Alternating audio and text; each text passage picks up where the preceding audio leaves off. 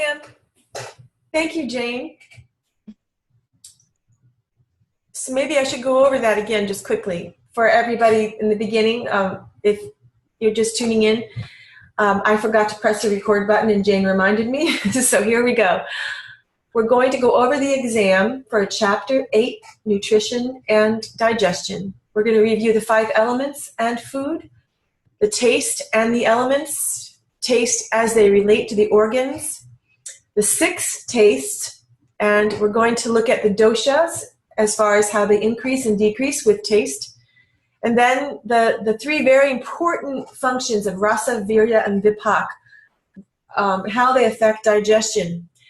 And nutrition, actually, you know, most nutritionists, I believe, should understand rasa, virya, and vipak, and then we can throw out the whole idea of calories. It's really antiquated. The whole calorie thing is just not, it's not effective in weight loss or health. And then we're going to talk about cravings, because, you know, that is really relevant, because a lot of us have that. Rasa and the gunas, which just, rasa just means taste, and the gunas, the attributes, we're going to talk about that.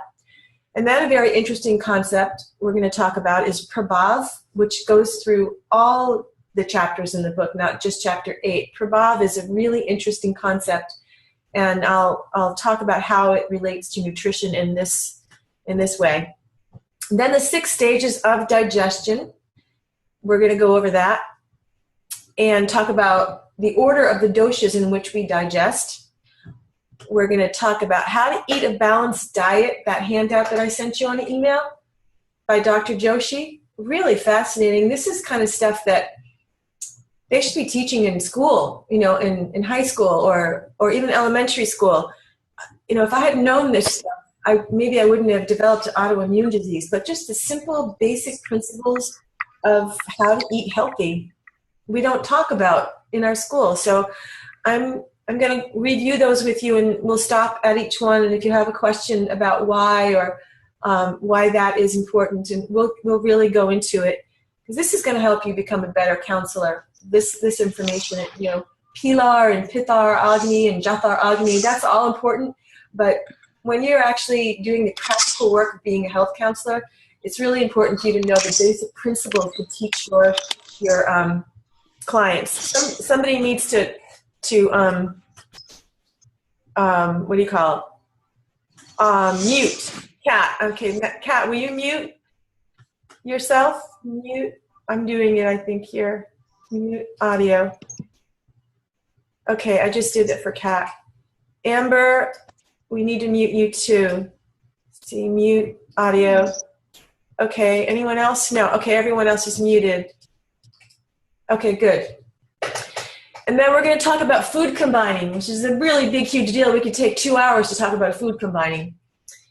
And then I have a chart that eventually I'll just send over to you in an email. I didn't get a chance to do it today, but it's very interesting. It's called The Perfect Poop, and it's by John Douillard, and it helps you to know which doshas are out of balance. I find it more effective than just pulse diagnosis or tongue diagnosis. If you can be aware of your poop, you know, is it sinking? Is it floating? Is it yellow? Is it stinky? Is it little pellets? Is it oily? Are you constipated? Is it diarrhea? All of this tells you the state of your health that day and helps you make decisions about what to do, what choices to make for food and lifestyle that specific day, because we change every day and it's hard to keep track of our pulse. So your poop is one good way, and your urine is a really good way to stay in tune with what's going on inside your body for the day. And then we'll talk about the 3 laws of nutrition. And we might even be able to get over to Mike Dick's information. He has some great stuff on his website, and I pulled out some of the stuff on his website that's relevant to the class. So we might be able to go over that today. If not, then our next class. Okay, so let's start. Any questions before I begin with the exam about our lesson plan of the day? No? Let me get the chats open if anyone's writing in the chat so I can stay up with the chats. Did you start recording? Oh, Andy, thank you all of you so much for helping me remember to record. Why don't I remember that? I don't know. Okay, so let's look at the first question on your exam.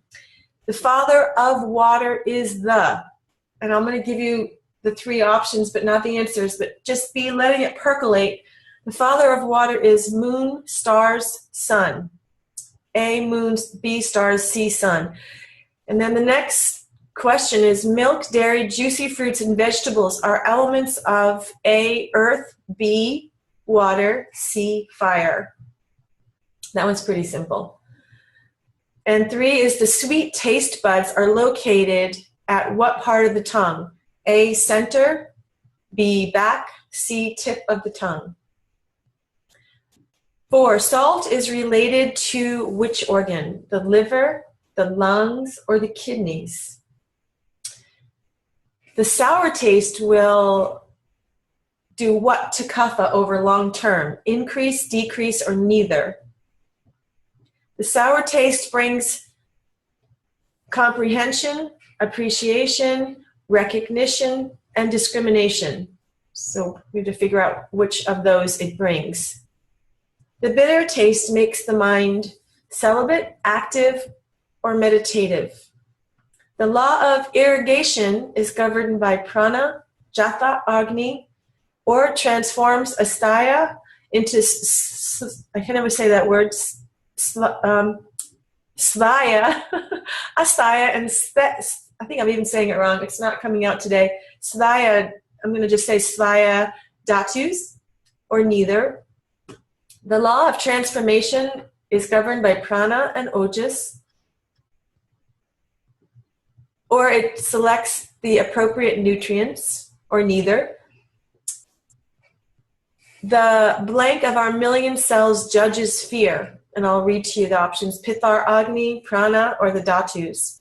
And number 11, the seat of genetic memory is within the space of cells, within the connected tissue, within Prana. Thought is the response of experience, emotion, or memory. Pithar, Agni, is the manifestation of Tejas in the mind, Tejas in the body, or neither. 14, consciousness corresponds to A, water and air, B, fire and ether element, C, neither. If you could make a note, just put a little note to yourself on this. This is question number 14, and the answer is incorrect. I have to go in and make an edit on the exam. The answer to number 14, I'm going to just tell you now because it's incorrect on the exam. It's ether. So consciousness responds or corresponds to the element of ether. And it says neither here. Number C it's not correct. So make a note on that. I'm sorry for that typo, to fix it. And 15, cellular metabolism is Pilu Paka, Pilu Pithara, or Pilu Agni. 16 is the development of each dhatu is governed by Ojas Prana Vata, which is A, B is Vata Pitta Kapha, C is Ojas Prana and Tejas. That's a pretty simple one. 17, Ojas is the pure essence of Vata Pitta. And this is another little typo. It's not a big, huge typo. You could still consider it correct, but I didn't like that it wasn't exact. When I go over the book, it has a different expression. It's more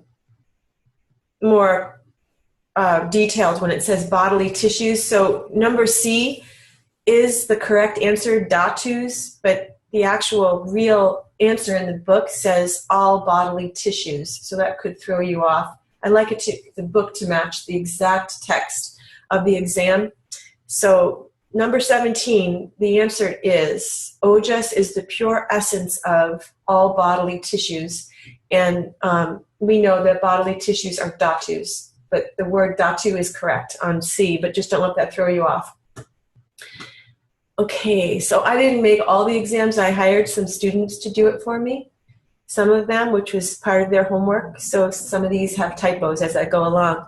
What neutralizes, oh, here's an interesting one. Let's go back up. 18, eating bananas with milk.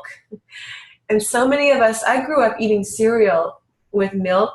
That's what my mother gave me. We had, wheat, Cheerios, milk, and chopped up bananas. Did anybody else grow up with that? Or was I the only one? Somebody tell me that I wasn't the only one that chopped up bananas. Okay, good. So I know a lot of my friends, you know, would come to school and they would talk about their chopped up bananas in the milk and the cereal, and it is one of the worst food combinations that we can have. So now you have the answer to number 18. And number 19, what neutralizes the effect of coffee?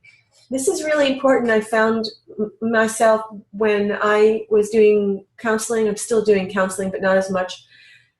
Everybody, not everybody, but 95% of my clients had a coffee addiction.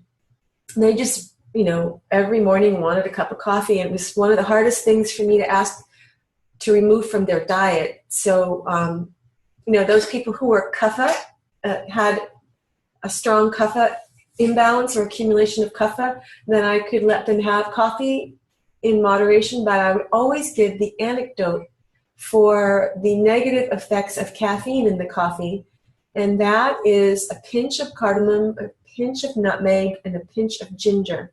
So I would ask them to take, you know, a little baggie or a little glass jar and mix equal parts of cardamom, ginger, and nutmeg. And when they would drink their coffee, do a little pinch in the coffee, and then they would be able to have their coffee. It made everybody so happy. And, you know, the worst thing is to have an aggravated client and taken all their favorite comfort foods away. It's such a miserable part of the job that we have. So to help them with these anecdotes to keep certain foods in their diet will really be beneficial to you. So now you have the answer to number 19. Actually, cardamom is in there. So you could do a pinch of cardamom, add that. So nutmeg, cardamom, ginger, and what did I say? Nutmeg, ginger, cardamom, nutmeg. Oh, wait, nutmeg? I forget now what I just said. But it's chai, basically. If you know how to make a chai, you know, those constituents in chai, I make it with cardamom, nutmeg, and ginger, and cinnamon, actually a little black pepper, and clove. But I believe it's cardamom, ginger, and nutmeg that actually change the molecular structure scientifically of the negative caffeine effects. And, you know, it's a true fact. So I hope that's what I said in the beginning. So cardamom is the answer to number 19. So now you know that. And a good way to combine food is cook foods with different and aggravating qualities together. Or B, combine cooked and raw foods. C, neither. I'm going to talk a little bit about this because I'm afraid I might forget once we get into the chapter. But when you introduce two foods that are incompatible on paper, you can actually help them to become more compatible when you introduce them to each other over a fire. So it's great to cook with a gas stove. It's okay to cook with electrical stove because it's still heat, still agni, still fire, but the true fire, the true gas stove is really the best way to cook. So when you're combining foods and you know, oh my gosh, this doesn't go with this, and how, you know, this isn't going to work, and it is more compatible, a little easier to assimilate. These foods get to know each other under the fire.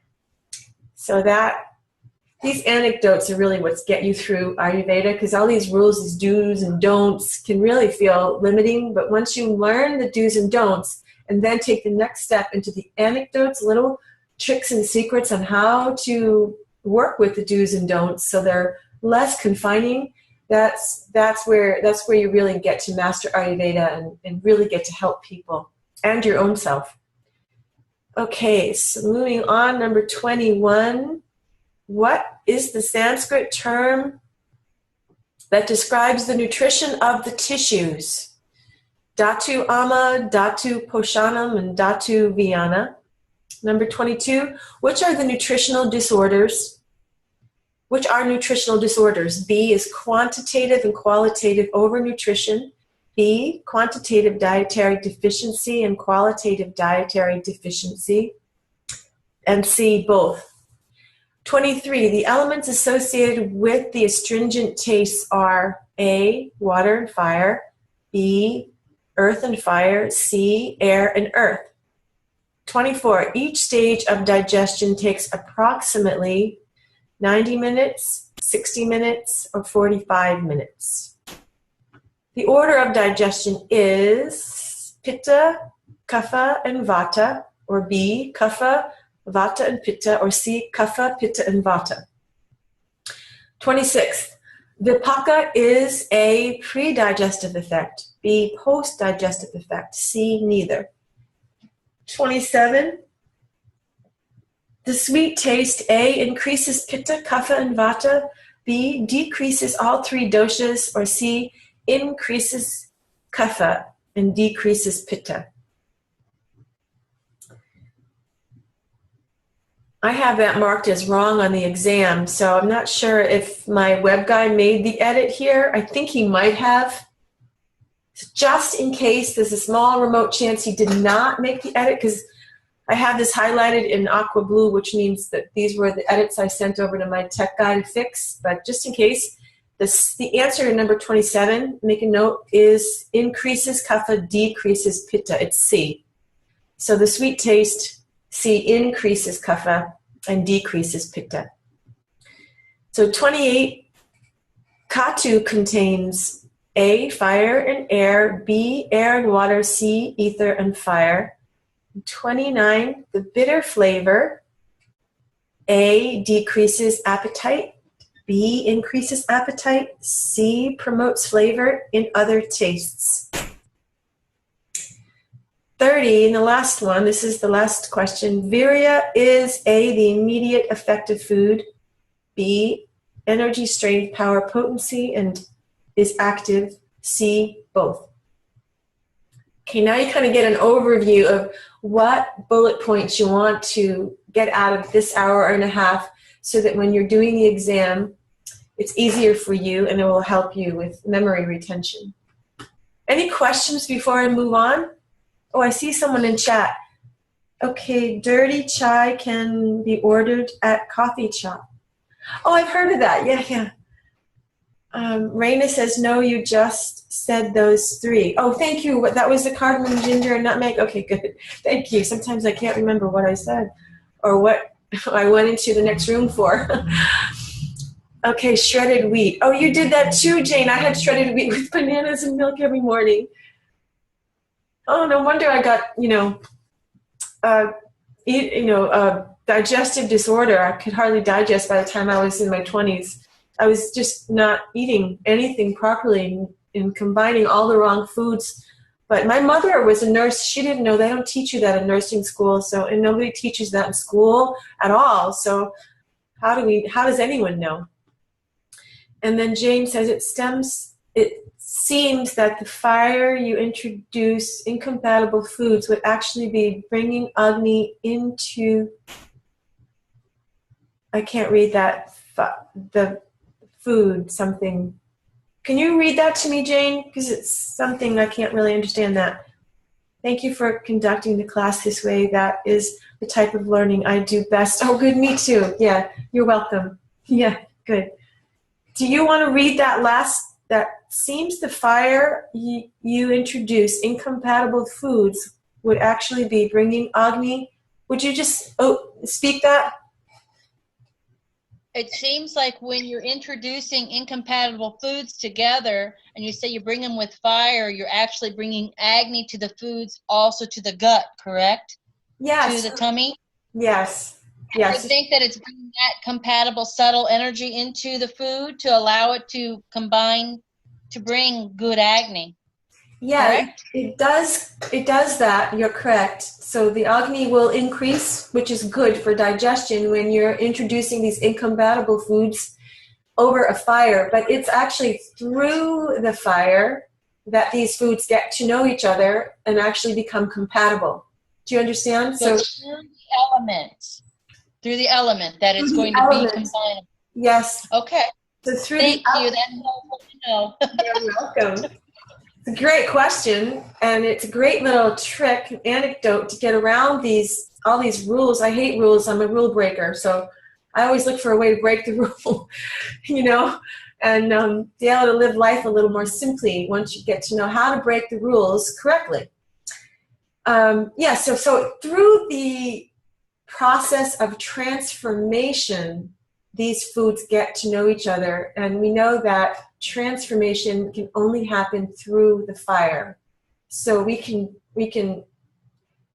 transcend above incompatible foods through the transformation of fire by introducing the foods together, not just by introducing them to fire alone. One pot has spinach and the other pot has cooked applesauce or whatever.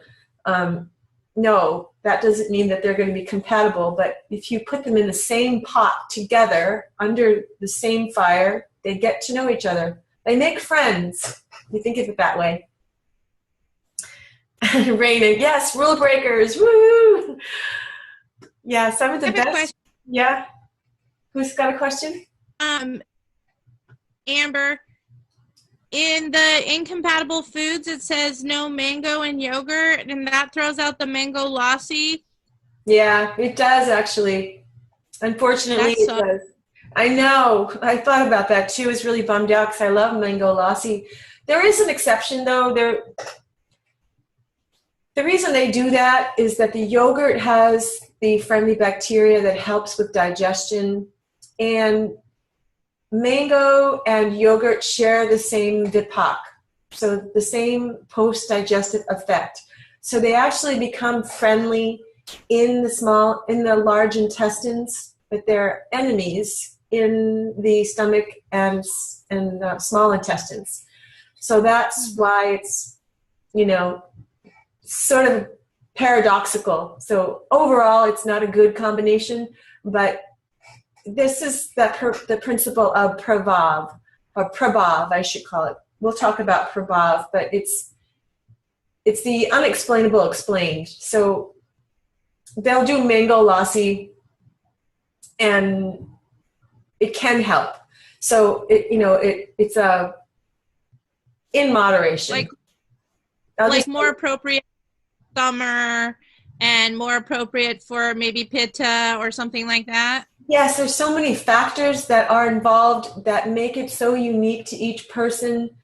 So if, for example, you did a mango lassi every day because you got all excited, oh, mango lassi, I know people who just, jump in, and the bigger is better, more is better, and all that way of being in America. It's just, that's how we grow up, and they become like impulsive and compelled to just, I remember when I found kefir, I was making kefir pancakes, kefir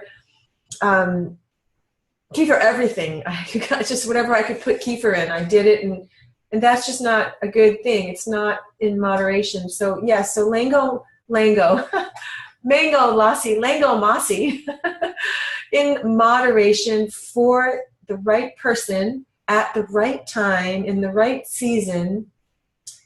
And there's other factors that we can go over, but all of that matters. All of these factors will matter. Rose lassi better? Rose lassi? You put some rose water in the lassi? Is that what like just rose? Yeah, instead of mango. That's even better. Rose in yes, because yogurt is pittogenic. So yogurt, it's slightly sour, and it increases the pitta dosha and clog up the liver a little, and can also cause acne and pimples. And so as soon as you get a client who's showing pitta on the face with rosacea and pimples and hives and rashes, skin disorder, ask them if they're doing yogurt every day, because I find out that people are doing that every day, and they don't know that is one of the main reasons that they're breaking out with acne.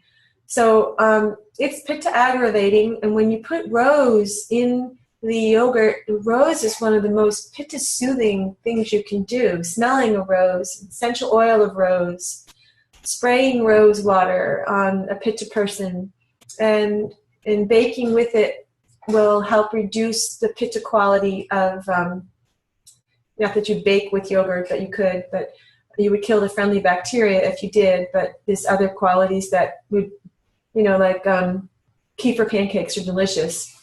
You do kill the friendly bacteria, but there are other things in it that will make the pancakes yummy and beneficial. But yes, rose water and yogurt are a great combination. Okay, moving on. Let me close up this exam. Save. All right, so first thing we're going to go over is the 5 elements and food.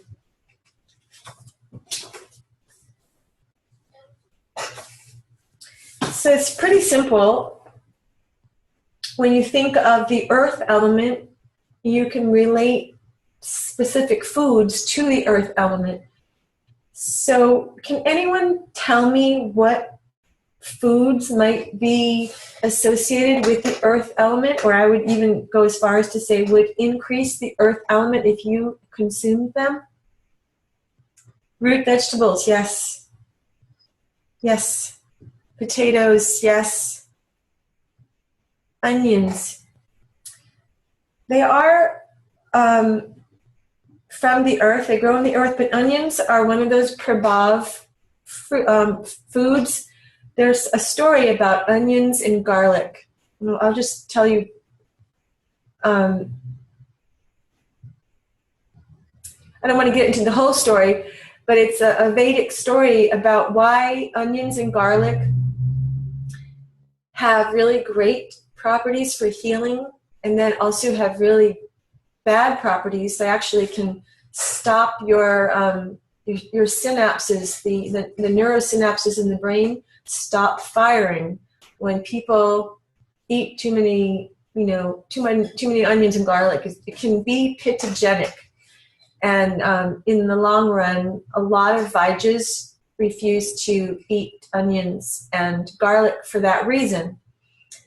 On the other hand, we know garlic actually is antiviral, antiparasitic, and even helps with cholesterol and the immune system.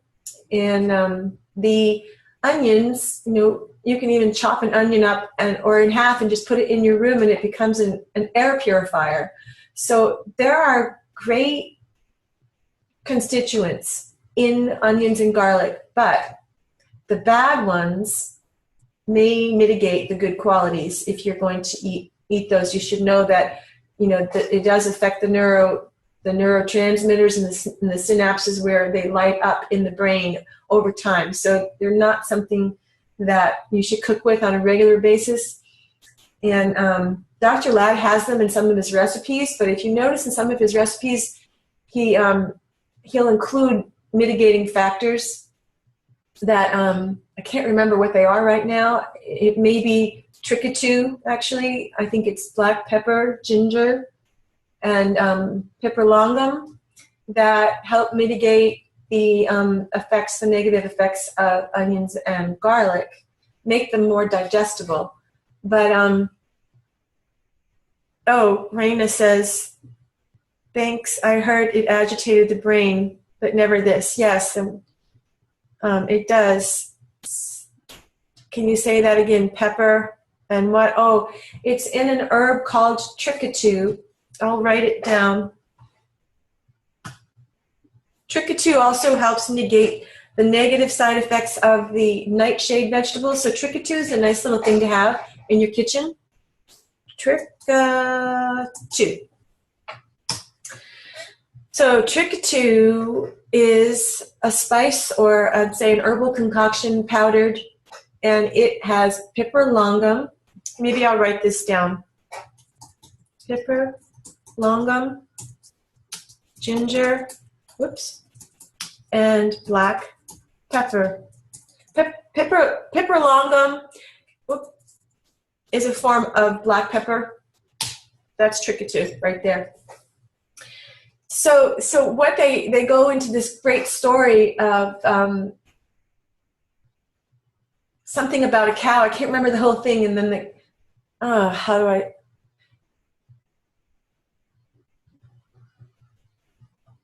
So I believe that the Rahu and Ketu were lined up with the rest of the planets to drink the nectar of immortality by Brahma, the gods, Brahma, and he didn't see, they were disguised. Rahu and Ketu, the demon, the head of the serpent and the tail of the serpent were disguised, and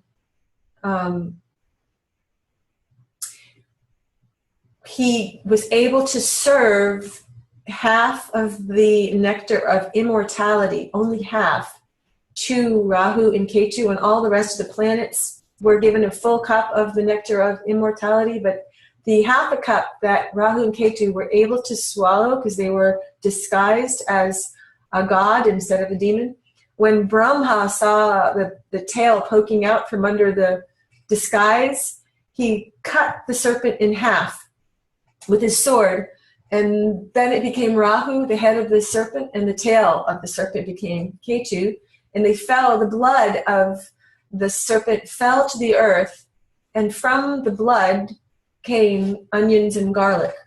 So that's the story. And that would explain the paradox of onions and garlic and why it can have healing properties, because it did get to have half of the nectar of immortality. It did drink it. And then it also has demonic qualities of Rahu and Ketu that cause, the brain disorders, the dysfunction in the brain with the synapses. So it's quite a paradoxical little bit of food. So I try to stay away from onions and garlic if I can help it. Okay. Yeah, thank you, Karuna. It's a fun story. I love these stories. They help me to remember why it's a paradox. Sometimes I don't like to be given a rule and then have no reason for it, then it goes into my short-term memory and I forget. But when I get a good story, it puts the information into my long-term memory and I really get it. So I hope that you all can get that too in your long-term memory. Okay. That's kind of how I was when we have folklore here, is that you put a half an onion underneath a sick person's bed. It pulls the disease out. And then you remove the onion is black, and the person is healed. Exactly. That is so true. That's the magical part, the good side. That's the nectar of immortality that came through the blood of the serpent. Yeah. Yes. So this is a way to use it. You can use it, without having to touch the body. It's a great thing. Even garlic wards off bad negative vibrations. So just keeping cloves of garlic or a string of garlic. I think it's even a lot of Italian people will go into their kitchen and they'll have big braided things of garlic hanging in their kitchen. Okay, so moving on. We're going to talk about the water element, because we just went over and we kind of got stuck on garlic and onions with earth. But I don't know that garlic and onions belong in there because it's sort of prabhav. So let's move on we'll stay with root vegetables, and that's a really simple thing when you're talking with your clients that need more earth element, is just give them more root vegetable suggestions. And then those people who have an excess of water element, which foods would you tell them not to eat when they're swelling and bloated? Maybe excess of pitta and excess of kapha. Which foods would actually aggravate the water principle in the body? Can anyone tell me? Cucumber, yes. What's a really big one that everybody seems to be loving in America that would cause swelling?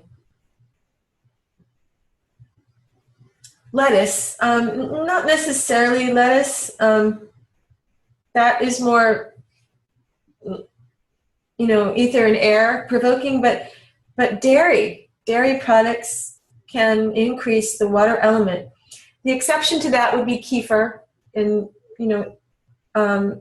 yogurt. So, in excess, too much, you're eating kefir and yogurt every day for every meal. Yes, you're going to bloat out, but in general, that won't provoke the water, but just milk in general, cold milk, especially cereal in the morning, will cause you to be swollen.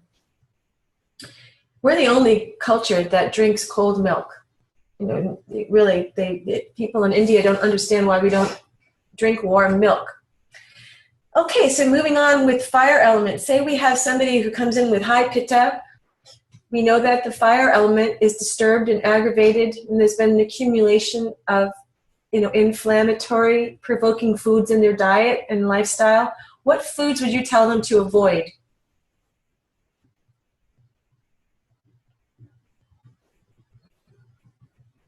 Anybody, can you think of a food that would be aggravating to pitta? This is a pretty simple question. I think you guys went over it with Barbara. Hot pepper, yes. Spicy cayenne, yeah. So hot, spicy foods. Oh, here's garlic and onions. They do increase pitta, so they're in here on the food. They're on page 240 in your book, but my book is one of the older books, so it might not be the same page. You might have the newer book, so don't go by my pages, but it's probably approximate in there.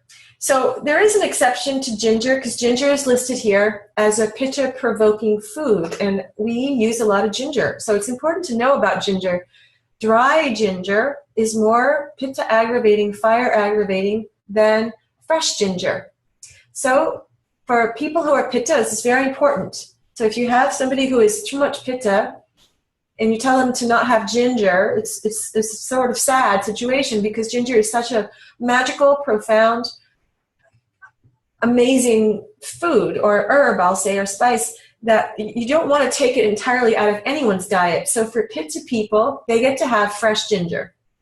But the trick is in moderation. So fresh chai with cut ginger, this would be great, especially now in this season, not in the summer, and have it for, you know, maybe twice a week.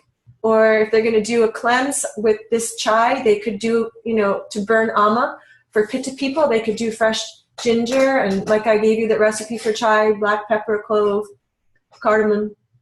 That would not be irritating to pitta so much, because the fresh ginger is less pitta aggravating. Because why? Because it has a sweet post-digestive effect, where dry ginger has a pungent post-digestive effect. So if you can understand the why of all these things I'm giving you, all these rules, then it'll go to your long-term memory. So that is really important to know. Okay, so moving on. Oh, and also, if you're going to do chai, the reason that chai is almost a perfect little replacement for coffee, or the perfect little drink in the morning, is because it changes the molecular structure of the tea, the caffeine in the black tea, of course, and the coffee too. But also the milk that you add to it is soothing to pitta. So the other ingredients, the clove and the cardamom and the black pepper, are aggravating to pitta slightly, less aggravating, like I said, with fresh ginger. But when you add milk and honey, sweet honey, now honey can be heating. So you have to be careful with too much honey, but it can also be soothing to pitta in moderation, and drying, because it has a drying quality, and we know pitta's got too much water. So all these things in chai are by no coincidence. Whoever created chai thousands of years ago knew what they were doing on a molecular, biological level. They put this together, and it's pretty amazing and delicious. Okay, moving on. So we have a client in front of you that has too much air quality. And what food would you tell them to avoid if they have too much of the air quality? Oh, Donna says, what about ginger you get with sushi? Is that aggravating too? It's pickled, I think. Oh, good question. No, the ginger, that ginger is a little bit more aggravating, even though it's fresh, sort of fresh ginger. But when they pickle it, it's that sour. You all of a sudden you get pungent and sour together. Then it's really pitta aggravating, because they put vinegar, they pickle it. So that, you know, the reason they do that is to kill the parasites in the sushi. So it increases agni. And so the Japanese knew this.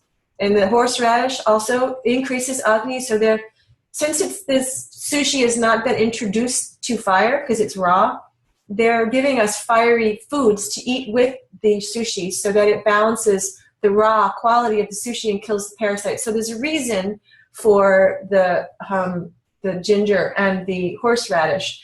But in excess, then pitta can be aggravated. Then the cold quality of the fish, that can balance it as well. But fish in general from the ocean is pitta aggravating. So a pitta person going to a sushi restaurant is going to be pitta aggravated by too much sushi, unfortunately, unless they get, unagi, the eel is fresh water.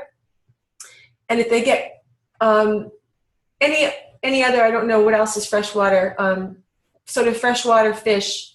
I'm trying to think of, I haven't been to a restaurant Japanese in so long, but the freshwater fish is less pitta aggravating, so that you can combine the ginger with the horseradish and it balances your sushi meal. Okay, so did anyone tell me? I love that ginger though. Yeah, I do too. It's delicious. You just in moderation, it's fine. It's good to simulate Agni in the beginning of your meal, but don't overdo it. Oh, popcorn. Yes, thank you. That is very aggravating to actually both the air and fire elements. So we would take popcorn out of anybody's diet if they come in and they were manifesting air quality excess. I would say dry fruits, raw vegetables, the rough quality of vegetables such as broccoli. The cruciferous vegetables, does anyone know the cruciferous vegetables? That they actually irritate the air quality. Can anyone name the cruciferous? They grow in 4, like the stalk of 4. So think about vegetables that have a stalk of 4. Sometimes 3, but 3 and 4. And that creates the cruciferous effect, and cruciferous is great for anti-cancer, but aggravating. It will cause gas, air. So I don't see anyone saying, oh yeah, broccoli, yes. Not asparagus though, but broccoli, cauliflower are your biggest cruciferous vegetables. Corn is not necessarily. Corn is actually aggravating to pitta, Donna, I think, Donia. Corn actually, if you don't get non-GMO corn, it's pretty toxic. So a non-GMO corn is less pitta aggravating, but in general, corn is good for kapha, but not so good for pitta. But it is not cruciferous. Okay, so moving on. Also beans. I don't want to leave the bean thing out. We know that beans, the magical fruit, we know that whole story. That's going to cause gas. So that you take out of someone's diet who is complaining of flatulence and also has other air imbalanced qualities that you would know, just by listening to them talk or feeling their pulse. So going on to ether. This is interesting. A lot of people who are drug addicts have an imbalance in the ether element because drugs actually irritate the ether quality in the body. So marijuana, it has medicinal side effects, yes. It is used for pain relief, yes. I know Dr. Ladd used to use it to make his art more creative. He has beautiful paintings of Ganesha. He's an artist first and a doctor second.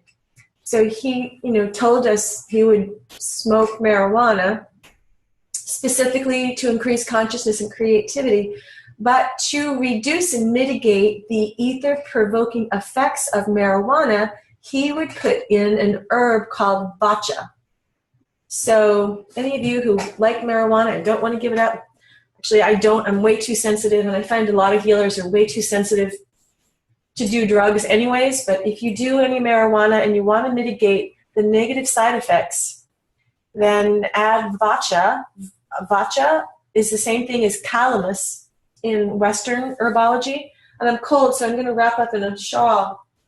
Give me a second here. So does anyone need me to spell vacha? Yeah? Or the calamus? So you would mix up calamus or vacha in the marijuana, and it would mitigate the ether qualities. Calamus is the Western, you go into a Western herb place, or vacha is the the Indian herb. I'm writing this down. So half and half. You put in, yes, calamus is good for poison ivy. It's good for a lot of other things too, Jane, yes. It's also good to inhale when you have, steam, like a big spaghetti pot of a steamer, put some calamus in, and it helps reduce the congestion in the lungs. But it's real good for mitigating the effects of too much ether when you're a drug addict.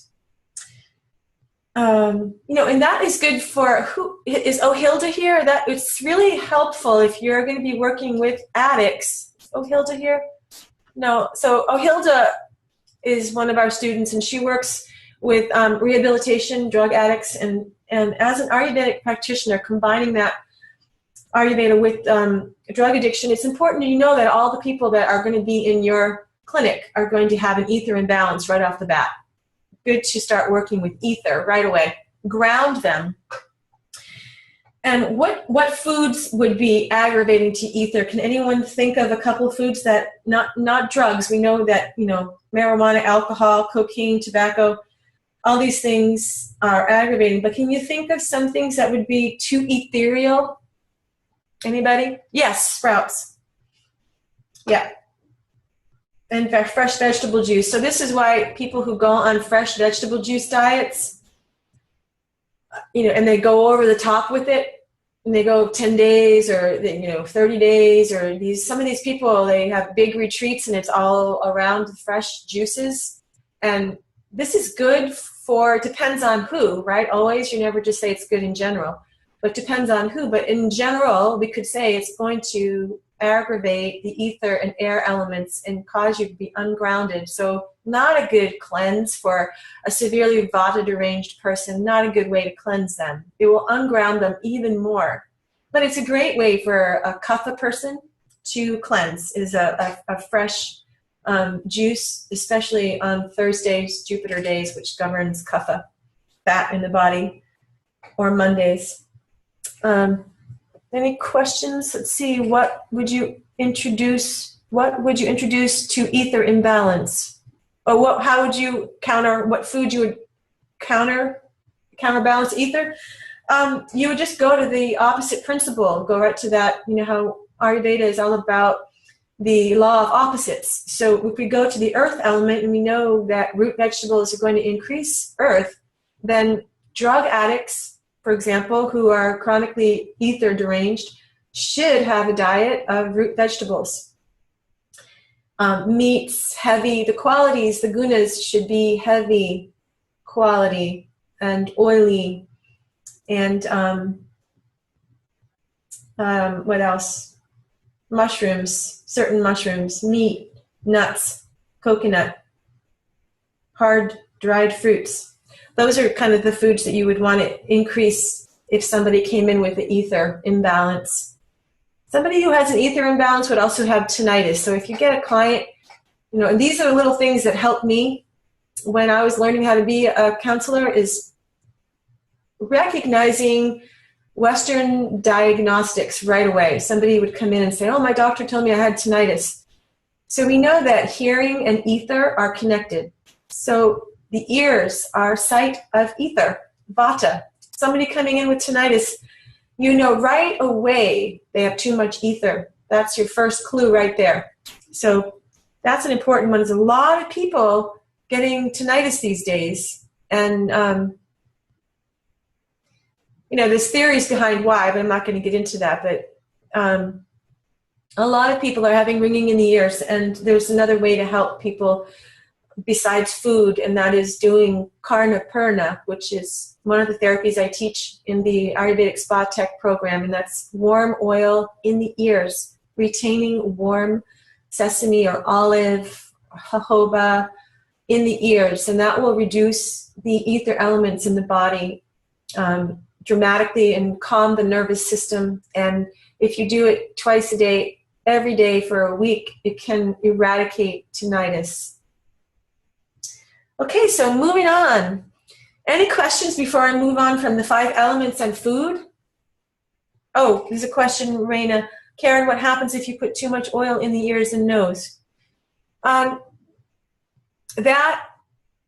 it depends on who and where and what. So there really isn't too much oil. You fill the ear to the brim, so it's filled, and even it can flow out slightly. That's how much oil you put in the ear. So what's too much?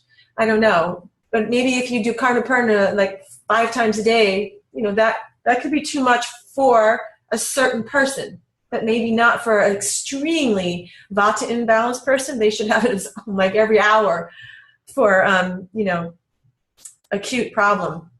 So it's a hard question to answer, but I hope that helped you. Over a period of time, could it make you spacey or clog you up in terms of side effects? Depends on who. So could clog up a kapha person? Yes. Not a vata person. And even some people, pitta people, can handle Karnaperna once or twice a day. No, it won't make you spacey. It's definitely not going to make you spacey. It will calm you and ground you. Okay, so I think we can move on to the taste and the elements, right? We did that? No, we didn't do that. Okay, so we know these things already. I'm just going to review them quickly. The sweet taste will increase what 2 elements? Does anybody know? Sweet taste. Earth. Earth, and what's the other element it will increase? Water. Excellent. So, for example, bread. Let's take bread or pasta. Wheat is sweet, vipak, sweet virya, and water is also. So let's think about it. If we have pasta every day, wheat pasta every day, what elements are we aggravating? Earth and water. So people who are, I don't know about you, but yes, I grew up eating cereal with bananas chopped up and milk. And for dinner, I'd say 3 or 4 times a week, because my father was 100% Italian, we had pasta. So I'm eating wheat pasta, which is aggravating the earth element, and it's a sweet vipak, post-digestive effect. And then I would put tomato sauce on top of that. So I was aggravating the kapha dosha and the pitta dosha. So this is what most Americans eat, probably 3 or 4 times a week. Pitta and kapha aggravating foods, spaghetti with sauce. So we have to, and also it's a nightshade. So and cooked tomatoes can be really aggravating for some people, and some people can tolerate raw tomato, especially with trichotue on it to negate the negative side effect. But cooked tomato sauce can be pretty toxic for pitta people. So that'll put weight on you, because you can gain weight from excess kapha, but if you have excess pitta, it's a very sneaky way of gaining weight. There's a lot of pitta people that come in overweight, and it's not because of kapha, it's because they have increased pitta. And when you increase pitta, your fire actually burns out your fire, and too much hot water can put out the fire. So these pitta people have no agni. They started with high agni, and then they ended up burning themselves out with no agni. If you have no agni, then you gain weight because you accumulate ama. You have nothing to burn the ama up. So they come in with, obesity is number 1 problem, and if you're not a trained Ayurvedic counselor, you would just jump right over to kapha and give them a kapha pacifying diet. You really have to get to the root, water the root and not the petals. So find out, why are they overweight? And that could be because of no agni from too much pitta.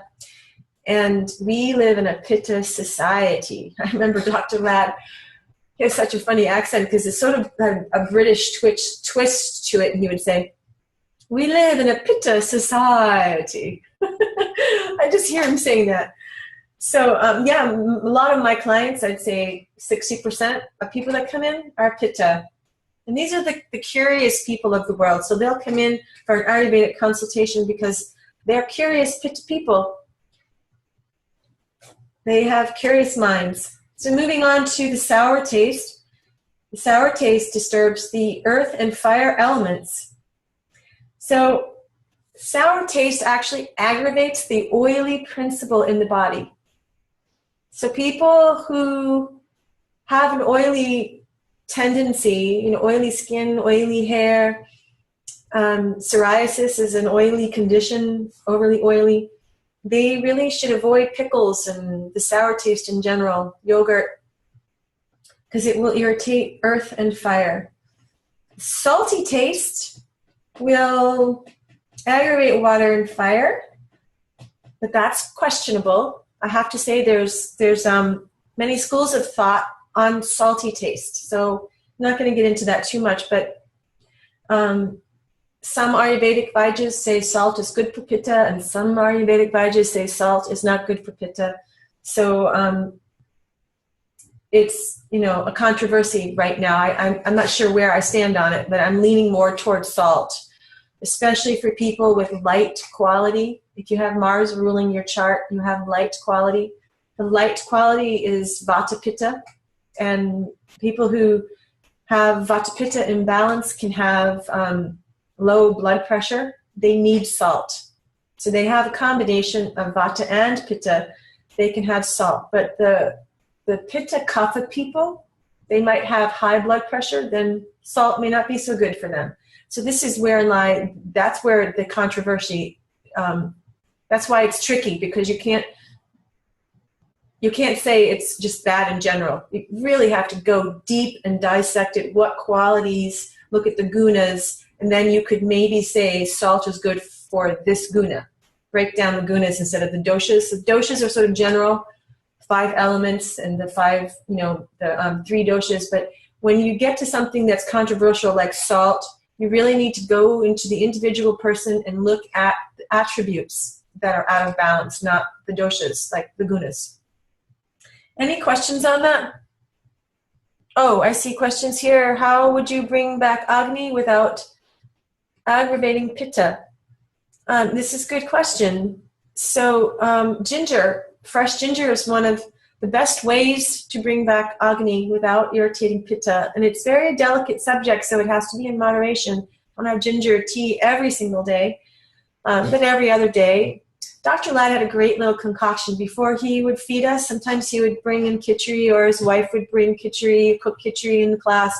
He would pass out fresh ginger chopped up that had been soaked in lime juice. So I used to do that when I had a lot of time back in the day. I chop up fresh ginger, little pieces of ginger, just put a little bit of fresh lime juice in a jar and let the ginger soak in the lime juice. That ginger he would pass out to all of us before we would eat, and it would stimulate Agni but not irritate Pitta. Little tricks like that help. And then Jane asked, still would depend on the individual. Exactly. Always depends on the individual. Okay, moving into the pungent taste, air and fire. So when you eat pungent food, you're increasing air and fire element, which is why it's not so good for Vata Pitta people to eat pungent. The bitter taste disturbs ether and air. So it's very ungrounding when you have a lot of bitter taste. Can anyone give me an example of bitter taste? Because I find a lot of people are confused between bitter and sour taste. So can anyone give me an example of a food that has bitter taste?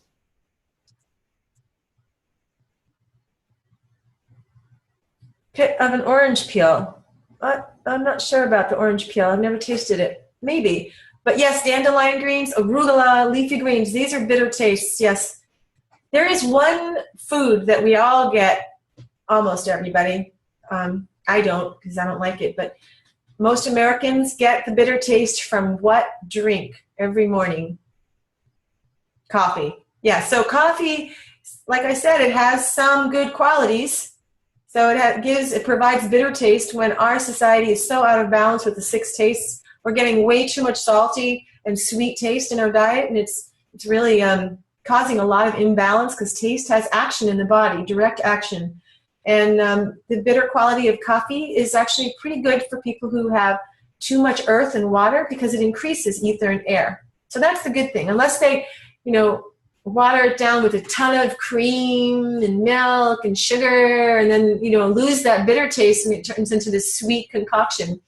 So if you're going to have coffee, have it for the bitter taste and have it for medicinal reasons. One of the greatest medicinal things of bitter black coffee is that it stops diarrhea in its tracks, especially if you put a pinch of nutmeg in black coffee. You get the bitter taste, and then nutmeg has a bitter taste. And that bitter taste, if you are, I've had to use this many times in, if I'm away on vacation and I've eaten something that I can't, or the water is bad, or, this giardia, or whatever it is, because when you go out of your element and you're traveling on vacation, you're more prone to eating foods you're not used to, and you're more prone to diarrhea, and you're not near your medicine cabinet or near a drugstore. Say if you're out in East Cupcake or Vermont or something, best thing to do with diarrhea is to get to a coffee place and have black, bitter coffee with a pinch of nutmeg. Okay, so what are we looking at? Astringent quality. Back up to the bitter. I've had some people, like I said, confuse sour and bitter. So now you know what bitter is. Can anyone give me sour? What tastes sour? Would dark chocolate say 80% cocoa? Yes, dark chocolate can be bitter as long as it's not too much sugar added to it. Yes, lemons and limes. Yes, good. That's the best thing to think about when you're associating the sour taste is think of lemon, lime, and vinegar. Yes, and even kefir and yogurt that's been unsweetened is a sour taste. So now you understand the difference between sour and bitter.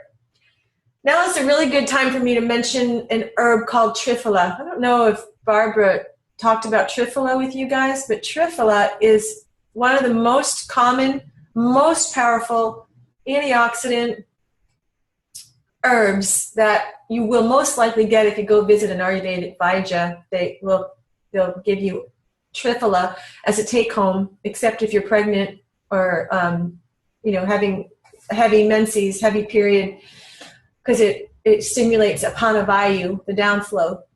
But triphala will, it's interesting. It has all 6 tastes, which is why it tastes so terrible. So if you are going to do triphala herb, does anyone know how to spell it? Oh, she did talk about triphala? Okay, good. So let me just, maybe she didn't mention this, or I don't know if she did, but of triphala, if you want to know what taste you're missing out of your diet, if you take triphala at night or whenever, I prefer to take it at night. I take it in powder, and sometimes if I take the tablets, I chew them. Just a quick bite, just to break them up to get that taste. Whatever taste comes out of that triphala is the taste that you're missing. So it's a great little way to understand what's going on in your body, a great way to diagnose your body. So if you taste triphala and you taste it as sour, then you're not getting enough sour taste. Or if you taste it as bitter, you're not getting enough bitter taste. It's rare that you'll ever taste it as sweet because we get too much sweet taste already in our diet. If you taste it as sweet, you are in really good health. So if you aren't able to get all tastes in one day, which is really the goal, is to get all 6 tastes so you're balanced, and being aware of which taste you need more of and which taste you need less of because you know what your imbalance is. That's why triphala is so effective. It does it all for you. You take that herb and you get all 6 tastes right there. Okay. Oh, Jane is asking how much dosage. I do half a teaspoon. Well, the way Dr. Ladd taught us to take triphala, I'll tell you the traditional way, is we make a tea. We take half a teaspoon of the powder, put it in a teacup, put water, hot water, let it steep for like 5 to 10 minutes, then you drink it. All the dregs have come to the bottom of the teapot, of the teacup. You drink that water, that's tea, that's your triphala tea. Drink it slowly, taste it. It does not taste good. And then at the bottom, you have the dregs left over. Pour warm water or cool water, doesn't matter, over the dregs. Let that sit overnight, and let that be the first thing you drink in the morning. And that is, it'll do the same kind of thing as that limeade I just sent over in an email. Limeade will cleanse the body. It will help release fatty acids from the liver, detoxify the liver. So Triphala, if you do it together even, you could do that. Take the water from the dregs first thing. Oh, Jane, I didn't hear you. I see you talking. But are you talking to me? No, okay. You're on my screen. I don't know why I'm seeing you. So I see you waving your hands like an Italian person. You could do one in the morning and then the other at night. Like you could do the limeade with the dregs and then do a new drink at night. I mean, ideally, if you wanted to do this right, do the dreg drink in the morning with the lime, but don't mix it together. It tastes terrible. Drink the water of the dregs, the Triphala water in the morning. And then you don't have to drink the dregs, but I have before, and I found that drinking the dregs itself, actually drinking those, helped me as well. And then I would drink the lime juice, right after, within 5 minutes. And you're pretty good to go. You've done a good cleanse to start your day off. Okay, thank you. You're welcome. So we have about 15 minutes left. Drink the dregs in the morning cold or reheat. Don't reheat, just room temperature. Hopefully not too cold, because anything too cold is going to aggravate kapha and deplete your agni. So leave them somewhere warm, like under the stove light, or my stove is usually sort of warm area to leave things. So not that I keep my stove on, but I keep the light to the stove on, and it just, sometimes when I'm soaking the mung beans or soaking things or creating kefir, making yogurt, you want to keep the friendly bacteria alive, and you want to keep them warm, but so don't put it near a drafty window or anything. So keep your Triphala water somewhere slightly warm on a furnace, wherever you can think of that would be warm. Oh, Heidi, drink the dregs in the morning cold or hot. You can use the dregs for mouthwash too. I've never done that, but I can see how that would work. Yeah. Okay, so does anyone know what part of the tongue the sweet taste is? The tip. Yes, the tip of the tongue. It is responsible for the sweet taste in the body, which is why it's really fun to lick the ice cream cone or a lollipop, because mostly the tip of the tongue is going at it. Okay, the taste associated with the organs. That's the next thing on our agenda for the lesson plan. The 6 tastes in the organs are sweet, sour, salty, pungent, bitter, astringent. And here's how it goes. It's in your book, but I'm going to talk a little bit about and bring it into something practical. The sweet taste has affinity for the thyroid and the upper lungs. The sour taste has affinity for the lungs itself. The salty taste has affinity for the kidneys.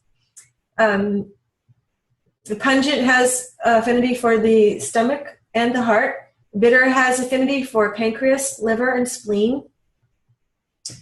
And astringent taste helps the colon. So here's a really good thing to know. When you're coming down with a cold, people say drink tea with honey and lemon or lime. And that's good. If the cold has not gone into your lungs or bronchioles, soon as the cold goes into the bronchioles or the lungs, the sour taste is going to make it worse, and you'll get worse bronchitis. So yes, the sour taste can actually help break up the kapha in the head and drain and melt the kapha in the head, the mucus, but then it actually will become inflammatory in the lungs. So don't drink any kind of citrus orange juice or limeade or lemonade, anything citrusy that's sour tasting as soon as anything goes into your lungs. And that's really important for people with weak mercuries, like mine was in the 8th house, my mercury, which governs the respiratory tract. So I got lung problems my whole life. I suffered with them.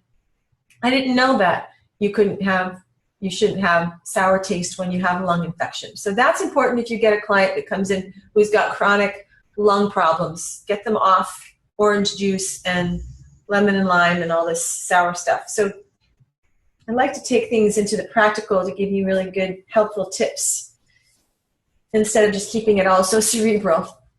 All right, moving on. Any questions about that? No. So what would you recommend? Oh, for lung infections, you mean?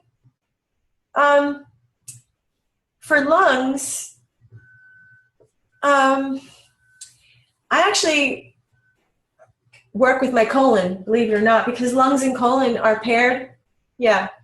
So, yeah, you can get into your colon through the rectum, but it's difficult to get into your lungs unless you do steam. And a great thing you can do is just inhale eucalyptus or calamus through steam. You steam it up on the stove, cook it, you cook the roots, calamus root in the water, and then that steam will help clear the bronchioles. But as far as food, there's a great tea called lotus root, and you can buy it at a Chinese store. Usually they're dried lotus. They look like little wheels. They actually look like the alveoli in the lungs, and it has an affinity for the lungs. And when you soak the dried lotus root, make a tea out of it, that is amazing for lungs and colon. Okay, moving on. So 6 tastes. We already went over the 6 tastes, but Dr. Ladd goes over them in detail in the book. I'm not going to bore you with that, so you can go read the details of the 6 tastes yourself. And I love how he just brings everything into the psychological as well as the physical, just like the sweet taste. When you love somebody, you say, "Oh, honey," because the sweet taste will bring more love and sweetness into your life.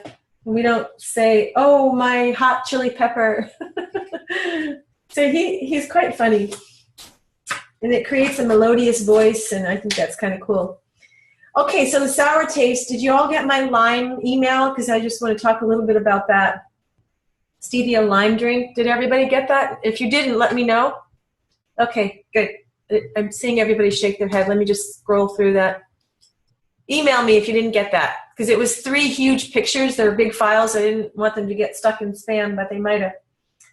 So long term, that drink, if you do that every day too much, twice a day, that can increase kapha, just so you know.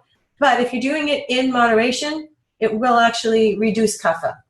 So everything in moderation. Okay. Yeah.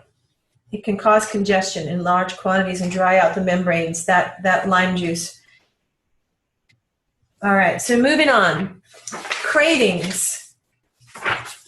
We all, as women, Jerry, I know you're here, but it's good for you to know when your girlfriend is having PMS and she's craving chocolate. Why? Because when we are PMSing, we are usually past the 3rd stage of samprapti, the disease process. So I don't think Barbara went over the disease process, did she? Samprapti, did you go over it? No. Okay, so the 6 stages in the disease process, and once you're past the 3rd stage of disease, which a lot of Americans are, for example, that would be candida, obesity, thyroid conditions. I mean, so many people in America are past the 3rd stage or in the 3rd stage, and they're producing obvious symptoms. But the 3rd stage of disease, usually we are most toxic as women just before we get our period. And we're lucky because we get to detox through the vagina by releasing the menstrual blood. So that blood is actually releasing pitta, hot toxins or heat toxins through the vagina. So it gives us an opportunity every month to cleanse, whereas men don't get that opportunity. But since we are so toxic just prior to that release of these toxins, the buildup, we start craving foods that we should not have. So you cannot trust those cravings because those are deranged cravings. So only trust cravings when you're in the 1st and 2nd stage of the disease process, and we'll go over that when we get there. You'll start to recognize what stage you are in. Just so you know that try to avoid those cravings before you get your period, even though it's hard to do. Any questions about cravings? There's a whole bunch of stuff on cravings in the book, so I'm not going to bore you with that. False cravings. Yes, they are considered false cravings. Okay. Yes, and for a woman, the menstrual cycle, when you're menstruating, it is the most pitta time of the month for you. So that would be the time to pacify pitta for all women. That's the time to cool down. That's why we get angry just before our period. PMS, anger heightens. And everybody has different types of PMS if you really want to dissect it, so we can't generalize again. There's Vata type of PMS, Pitta type of PMS, and Kapha. But in general, we can say, since blood is site of Pitta, it is a site of Pitta, it is the most Pitta time of the month for all doshas, for all women. So I just want to make sure you understand there's different types of PMS. But in general, it's mostly Pitta. Okay, moving on. Rasa and the gunas is next on my list. And we sort of already went through that. Interestingly enough, though, if you want to help somebody lose weight, because you're going to get a lot of people that come to you that have, the classic complaints I get. I want to lose weight. I can't sleep. I have too much stress. I'm depressed. So those are the main things that I get from people, or thyroid disorders sometimes come up too. So for people wanting to lose weight, we want to get the sweet and salty taste out of their diet as much as possible, because it has an anabolic effect on the body. It's a building effect on the body. So sweet taste and salty taste will actually build kapha, build mass, build earth on the body. So in general, if people don't want to memorize a list of foods, anti-kapha foods, and that whole list of foods can put people off, you just tell them simply, just go by taste. If you can't do anything else at all, avoid those sweet and salty tastes, and you will just lose weight. You'll start losing weight. It's a law of nature. And then the sour taste is metabolic. It will actually increase pitta, increases the oily factor in the body. We know that oil feeds the fire. And then the pungent, bitter, astringent tastes are going to be catabolic. They will break down fat, break down the earth element. Break down is catabolic. And if you can think of foods that are pungent, bitter, and astringent, we don't get a lot of those in our society. But if you got a person who's wanting to lose weight, tell them to increase those tastes and ask them if they know even what a bitter taste is, or a pungent taste, or an astringent taste. Can anyone give me an example of an astringent taste? Well, those are extra scrotomyces that female channels have to deal with. Yes. That's right, Jane. Bitter melon. Bitter melon is also, bitter melon is a good example of bitter taste. But pungent taste, only thing I can think of right now off the top of my head is,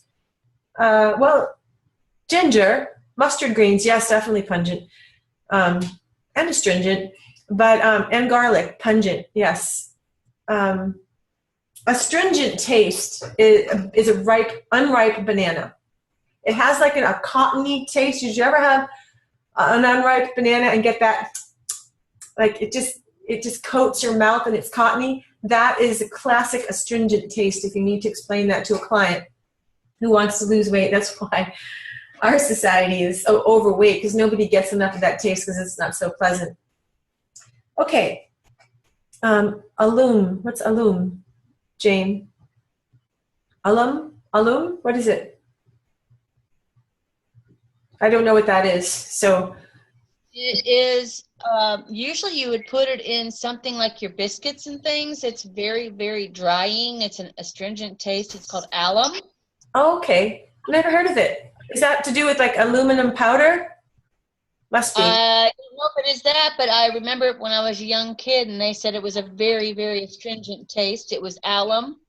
Okay. If you think of that, when you go back to the Three Stooges, they used alum, A-L-U-M. Oh, they did? They always have a pucker. They pucker up. Yeah. Cool. Okay. Thank you. Yeah, I love the Three Stooges.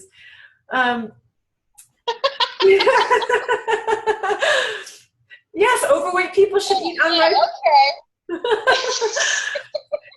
So, yes, I mean, it's a horrible thing to prescribe to an overweight person is an unripe banana, but yeah, it is actually, and actually ripe bananas will cause you to gain weight. So many people I know come to me and they think they're doing so well by eating a ripe banana every day and they're overweight. Well, hello, it is going to cause building up of earth. Yes, there's great things to bananas. There's minerals and potassium, and it will help bind the stool, and it has all these other great properties, soothing to the stomach, but it will cause you to gain weight. Okay, so moving on, we have Prabhav. I love talking about the principle of Prabhav. We have 5 minutes left, so on page 253, Prabhav to me is like magic. It's something we just can't explain, and there's nothing scientific about it. You just have to understand that it is what it is. So it has a unique and a specific action. That's why we call it Prabhav, but we can't scientifically prove it or explain it. Like castor oil has Prabhav. It has thick emollient quality for kapha. It's very thick like kapha and heavy quality, but yet it has catabolic properties, effects in the body. It will help break down cellulite in the body when you apply it topically. So that's a Prabhav. That's a mystery. Why would you have a heavy, oily, thick substance you put on the skin? Wouldn't you think you would get heavy and oily? No, because this has Prabhav. It actually has affinity to break down earth, like even calluses on the feet and, pockets of cellulite. So it's a great oil to massage somebody with if they want to break down cellulite. So I'm just going to go over a little bit about how Prabhav affects Vata, Pitta, and Kapha, Rasa, Vira, and Vipaka. Did she go over Rasa, Vira, and Vipaka? Did you guys? Oh, no. Okay. Well, Rasa, there are 6 ways to digest. 6 stages. I'm sorry, back up. 3 to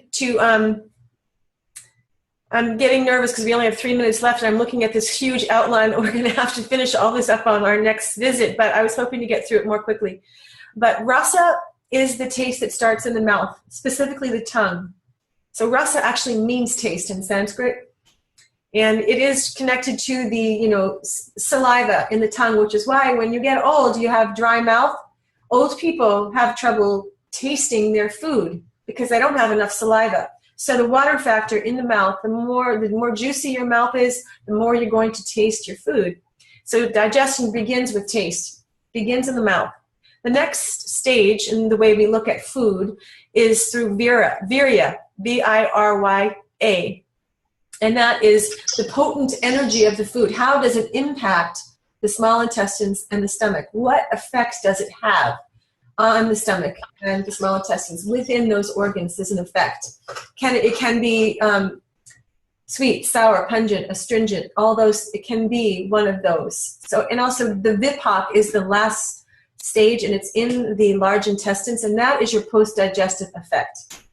So you can start matching up foods for compatibility by looking at their rasa, virya, and vipak. And I have to tell you, I started out with Ayurveda by reading this little book by Dr. Ladd. It was his first book. And I was learning about rasa, virya, and vipak in the late 1990s. And I studied this book, this on page 88. If you get this book, it's really interesting to actually see the breakdown. I'm going to show you many different foods. So, for example, it looks like this. You can see how he breaks it down, and then you can start, like fish and fish and mangoes both share an astringent vipak. so they would combine okay. Does that make sense?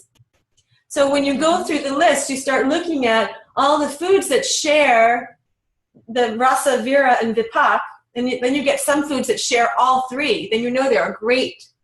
They're great as far as compatibility. But if they don't, and they're all different. Like, you know, beef is sweet, post-digestive is sweet, and the virya is heating. But let's say, but yogurt is sour, and its virya is heating, and its vipak is sour. You wouldn't want to combine those foods, you see, because the effect in those three organs are all going to be different, and it's going to mess everything up. So it actually just changes the pH within those organs, and things begin to putrefy and ferment because the transformation process becomes more different. It's hard to digest and transform the food and get the minerals and the good stuff out of the food properly, because it's just not it's the pH is off because of those principles. Okay, moving on. I think we're about to end here. It's 3:30, and we did talk about Prabhav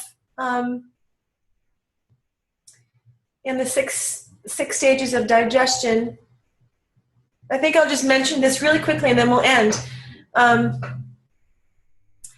We're going to talk about those great handouts that I sent you in the email on our next session. So keep those handy for the next session. So the 6 stages of digestion, did I write that here?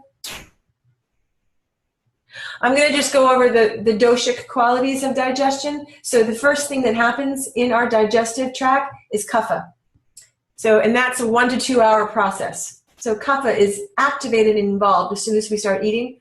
And so kapha sort of regulates and oversees and governs the digestive process for the first 1 to 2 hours. And then 2 to 3 hours is pitta, right after kapha. It goes right into the small intestines, because you know kapha starts in the mouth, and then into bodhaka kapha is the mouth with saliva, and it goes right down the esophagus into the stomach where kapha lives, and then it goes into the duodenum and the small intestines where pitta it lives. Its home is the small intestines, and that is a 2 to 3 hour process. And then we have the last stages of digestion, which are vata, and that is where the food ends up in the large intestines. And that's a 2 or 3 hour cycle as well. Okay.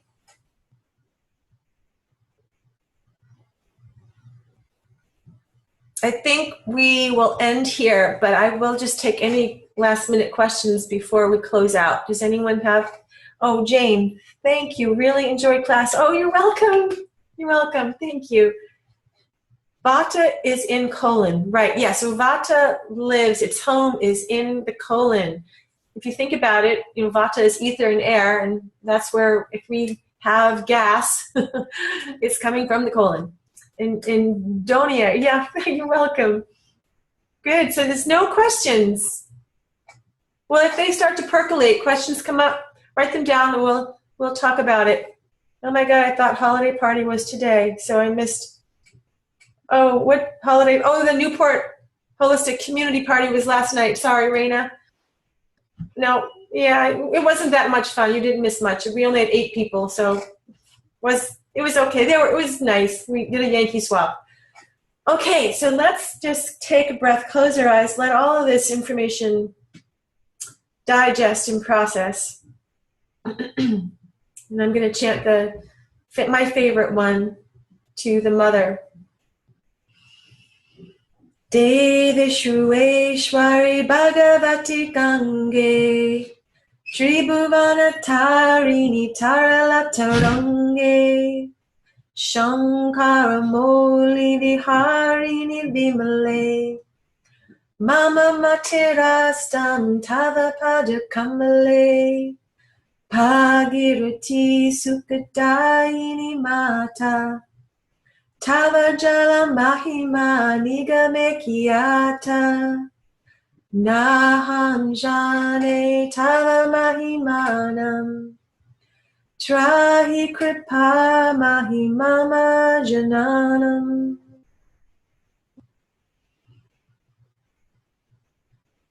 Namaste.